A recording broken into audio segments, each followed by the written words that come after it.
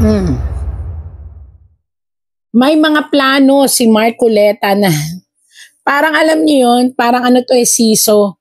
Yung kanyang plano, ito yung mga plan niya.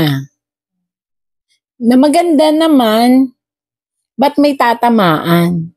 Ang tatamaan ay ang ating gobyerno. Yung mga maling ginagawa ng gobyerno that was government bago siya iupo at pag siya ay napaupo. Yan si Marcoleta. At ngayong nakaupo. Bakit nasabi ko po sa inyo, nakita ninyo? Ang lahat ng plano niya, ito yung mga plano niya, is patungkol sa paggawa ng mga batas. At ito yung ating sumusuporta rin sa kanya, naniniwala sa batas niya. Pero mag-ingat po siya kasi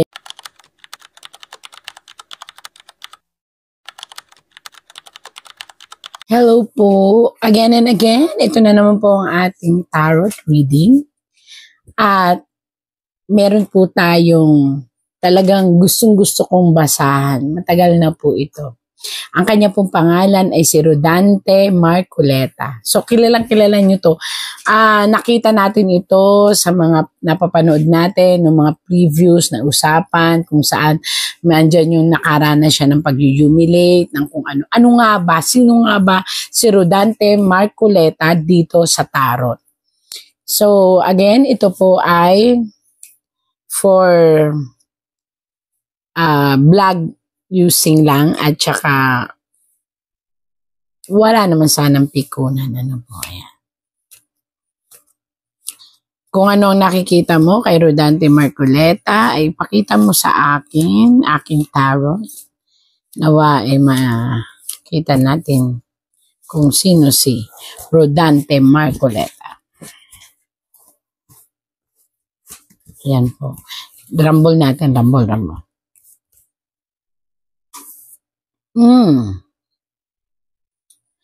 Actually po, ang ating si Rodante Marcoleta ay talagang dumanas ng napakarami pong effort at humiliation. Tama yon. Mga nakaraan po niya ito, ayan o, nakabaliktad. Tapos alam mo yung lahat ng effort niya, hindi nare-recognize. Pero lahat pong yun, niyakap niya. Lahat ng emptiness, lahat ng kalungkutan, lahat ng feeling niya is walang kwenta yung kanyang mga pinagsasasabi para sa iba. Yun ho ay lahat ay kinimkim niya ng kanyang puso. Kaya nga nakalagay doon na halos siya ay lahat ng kanyang mga plano, lahat ng mga pinagsasasabi niya, hinayaan lang niya na maliitin siya ng ibang tao na nakakarinig. Kasi hinayaan niya yon, alam niyo kung bakit? Ipinakita niya kasi yung kababaan niya ng loob. At yung mga plano niya, na hanggang ngayon ay pinipilit niyang i-intact. Nais niya na makarating siya sa katotohanan na tao ang kanyang sandigan. Ayan po yan. Yan. At yung mga dala niyang stick, yan po yung mga plano niya. Yan yung mga sakit, kaya po siya nakayuko. Yan po yung mga sakit na kanyang naramdaman. Noong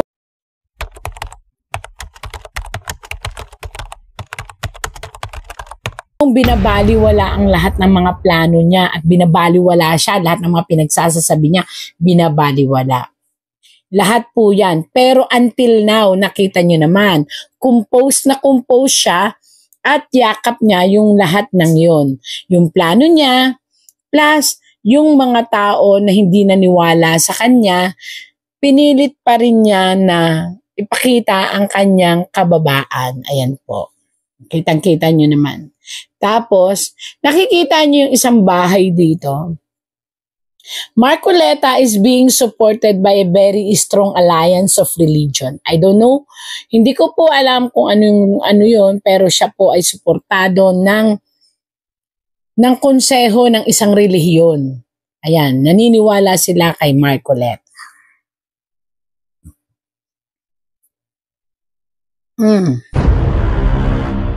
May mga plano si Marcoleta na parang alam niyo yun, parang ano to siso. Yung kanyang plano, ito yung mga plan niya. Na maganda naman, ba't may tatamaan? Ang tatamaan ay ang ating gobyerno. Yung mga maling ginagawa ng gobyerno that was government bago siya iupo at pag siya ay napaupo. Yan si Marcoleta. At ngayong nakaupo. Bakit nasabi ko po sa inyo, nakita ninyo? Ang lahat ng plano niya, ito yung mga plano niya, is patungkol sa paggawa ng mga batas. At ito yung ating sumusuporta rin sa kanya, naniniwala sa batas niya. Pero mag-ingat po siya kasi tatamaan po ng kanyang batas na ipapanukala ay ang batas kung saan ang mga korap at ang mga nakaupo sa ating gobyerno, ito po'y batas na kanyang ipapanukala, ay tatamaan. Not only the corrupt government or people inside the government o yung mga nakaupo sa gobyerno, kung hindi po tatamaan din ang pamamaraan ng lehislaturang pang-batas ayon sa Pilipinong basihan. Ayan po. Kaya naku, mag-ingat po kayo, sir, kasi may mga tatamaan po kayo na maaaring maging kalaban ninyo at mag-oppose sa inyo. But still, ang palad mo parang sa iyo kasi, Sir Dante, Mr. Marcoleta, parang sa iyo, life, you can live only once. Parang ganun po yung filosofiya ng buhay nyo na mabubuhay ako minsan lang, so gagamitin ko na ng tama. Kahit marami pang humps, kahit marami pang distraction, isusulong ninyo ang isang panukalang batas at dalawa po sa batas na yan ay maaaprubahan. Ang dami nyo pong batas, kaso lang dalawa lang talaga ang maaaprubahan na talagang tatatak din sa tao, sa isipan ng tao.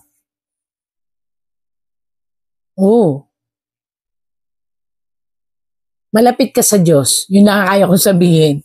Ang ibig sabihin po nito, lahat ng ginagawa mo ay binabase mo not only in your heart, but also on your faith.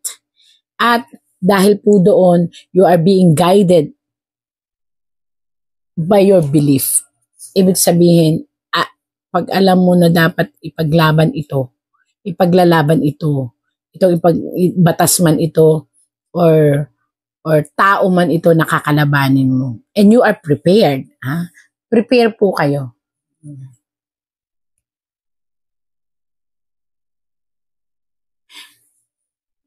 May isang taong lalapit po sa inyo. I don't know, pero mangyayari pa lang po ito. Papipiliin kayo kung saan, kung hihinto kayong kumalaban sa sitwasyon ng politika at politiko natin sa Pilipinas, at mananahimik na lang daw po kayo o pababayaan nyo na lang.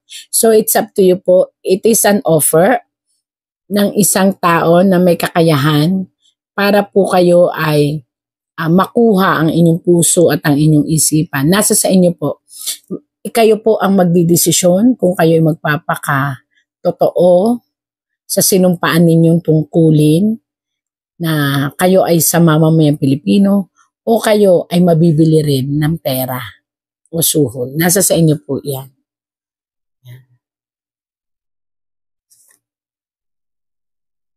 Sa ngayon, binubuo mo ang iyong sarili, Sir Marcoleta. Sana po ay makita nyo ang inyong sarili na ikinalulugod ng sambayan ng Pilipino dahil sa ngayon po, ang konsentrasyon nyo po is makita ang katotohanan tungkol sa budget ng Pilipinas. Ito po, parang ano po ito? Ano ba ito? Medyo masalimuot po ito kasi gusto nyo pong questionin at talaga nyo pong pag-aaralan ang isang matinding financial or budget ng Pilipinas.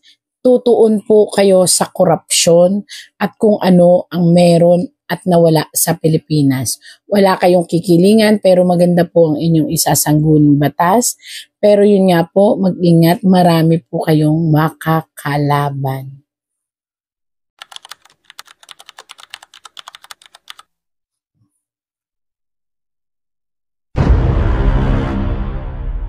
Aatakihin kayo ng mga tao na nasa politika rin at malalaking tao po ito.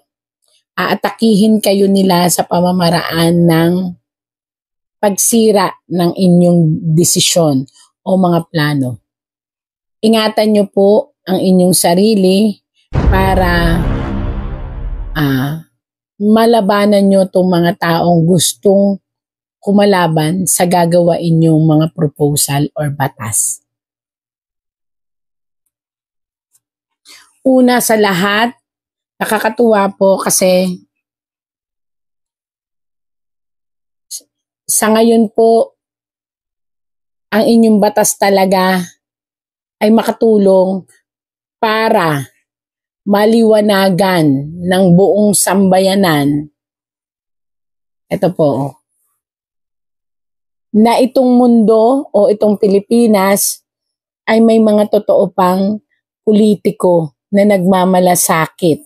Yun po talaga, kung mapapansin ninyo bakit kayo nakatayo, tas nakatingin kayo dun sa hawak ninyong mundo, may gusto kayong iparating sa buong sambayan ng Pilipino na hindi lahat ay nabibili ng pera o hindi lahat ng politiko ay nagbubulag-bulagan sa kamalian na nakikita nyo sa inyong paligid. So kaya po kayo may hawak na stick. Ito pong stick na to, kung mapapansin nyo to, 1, 2, 3, ay may tatlong mga dahon. Tatlong panukala, pero sure na yung dalawa. Yung isa na lang, hindi ko pa po alam kung, kasi yun ay gagawain pa lang po. Yung isang, tatlong batas na ipapa-approve ninyo at ilalaban nyo. At naniniwala po ako na makapagdudulot kayo ng hustisya doon sa nawala nating hustisya sa batas kung saan napapalibutan po ito ng napakaraming question.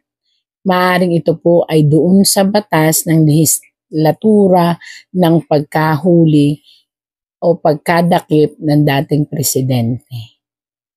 Yun po ang gusto nyo din maipaliwanag sa tao na may mali ang ating batas na sinuong. Na may mali ang mga taong nagpahuli at gusto nyo po talagang i-emphasize na may something wrong. May financial matter na umikot or corruption na umikot. Yun po ang gusto nyong ipalaganap sa mga batas na inyong ipapagawa.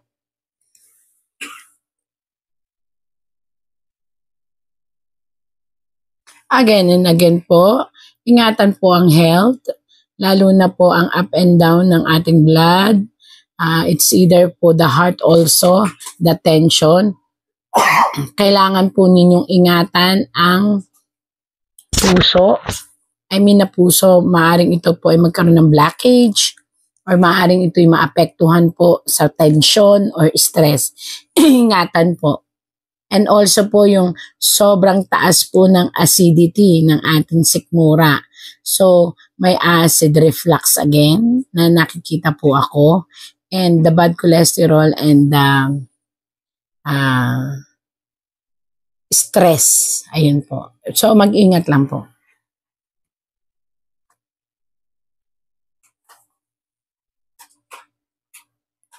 Mga tao na nandiit sa iyo ito noon. Mga tao na natatakot ngayon. Bakit natatakot? Yan po yung tanong. Bakit natatakot yung mga taong yan? Kasi wala na po sila ngayon sa mga posisyon kung saan kayo po ang tinatanggalan noon ng karapatang magsalita at magposisyon. Pero ngayon nabaliktad ang mundo. Kayo na po ang lilitis. So, nasa sa inyo po kung paano nyo sila lilitisin. Kasi po, ang sabi po ng tarot, ayan po, hawak nyo ngayon ang isang sandata na maaaring magbigay ng napakatinding pag-wake up call sa kanila dahil ikaw ay ipuposes ka ng isang batas kung saan lilitisin ang bawat nagkamali sa gobyerno.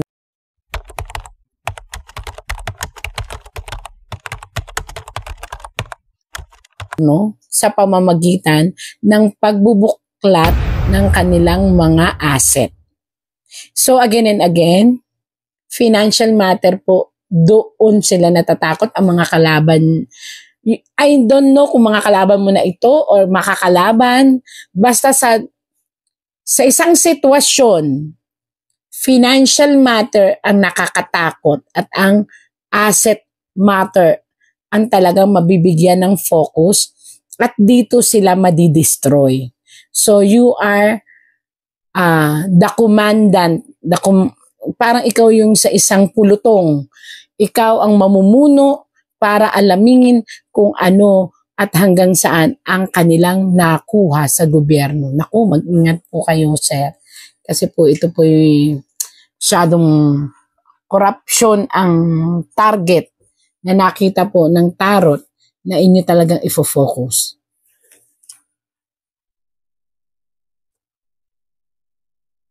Nakakatuwa naman po, ang dami na po nag-o-offer sa inyo. Pero you are still. Ipagpatuloy nyo lang po na nasa tamang batas ang inyong isulong at nakita nyo po ito. Kayo po ay suportado ng mga matataas na nanunungkulan pagdating po sa inyong relihiyon. Tama daw yung ginagawa.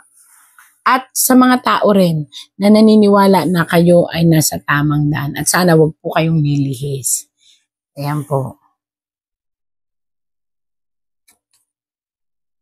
May hinihintay kang isang mensahe na kapag itong mensaheng ito ay pinarating na sa iyong puso at sa iyong isipan, malilinis po nyo yung pangalan nyo noon na sinira ng mga tao na naninira sa inyo. So ito na po yun. Just wait and see at it's payback time po. Ayan po.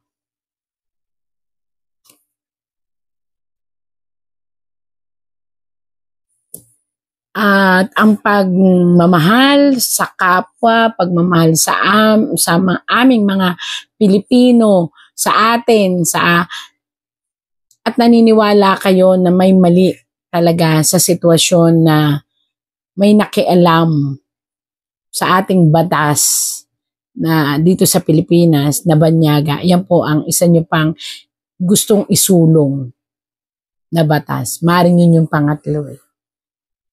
Maring ipursigin ninyo na maparusahan ang mga tao na inalisan ang inang bayan ng tamang batas.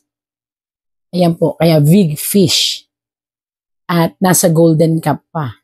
So, ibig sabihin, talagang ifo-focus ninyo, may pagkamatigas ang ulo, ifo-focus ninyo yung gusto nyong mangyari. Na ibalik ang batas ng Pilipinas sa Pilipinas. Ibig sabihin, may nakikita kayong mali na batas na pinakialaman ng ibang bayan. At ito ay dahil sa mga tao na, yun nga, may ibang intensyon sa pagpapakilala nila bilang isang politiko. Ayan po. Malalim yun, pero mag-ingat po kayo dahil mananalo po kayo sa puso ng mga tao, mananalo pa po kayo sa inang bayan dahil talagang iaayos niyo ang korupsyon. At maraming nag-iisip na kayo ay masusuhulan. Nakita ko po dito na talagang sabi niyo nga minsan nang daraan ang opportunity sa buhay niyo. Gusto niyo matatak. Yun ang prinsipyo niyo. Gusto niyo matatak na isaayos ang lahat. Kaya salamat po at naniniwala kami na maaring itong tarot na ito ay maging totoo sa inyong katauhan. Yan po. Eto na po, tapos na po tayo.